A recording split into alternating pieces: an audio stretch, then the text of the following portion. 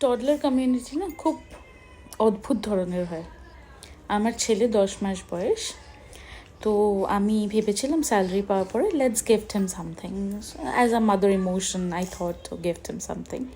তো আমি একটা ব্লিঙ্কিট থেকে খুব ছোট একটা খেলনা ওর জন্য অর্ডার করেছিলাম। এই ভেতরে অনেকগুলো ব্লকস ছিল যেগুলো এই শেপসের মধ্যে ঢুকাতে হবে। তো যাই হোক, সেটা নিয়েও খেলে না, ও পছন্দ করে না ওগুলো নিয়ে খেলতে। তার কারণ ওর যে খেলার ডিমান্ডগুলো, খেলনার ডিমান্ডগুলো ওগুলো হাই।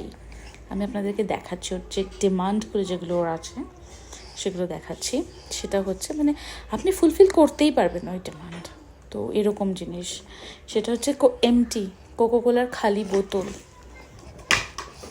আমার চুল আঁচড়ানোর চিরুনি, উইক্স বেবি রাব যেটা ও ইউজ করে।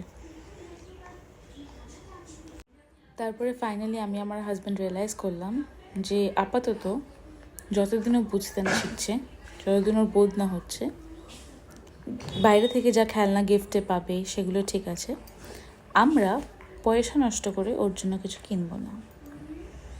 তার কারণ হচ্ছে আলটিমেটলি ওগুলো ইউজ করবে না। সো এটাই ছিল, আমি ভাবলাম আপনাদের সাথে শেয়ার করি।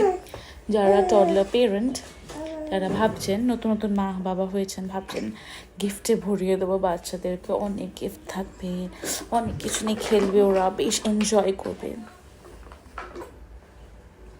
Don't waste your money bro.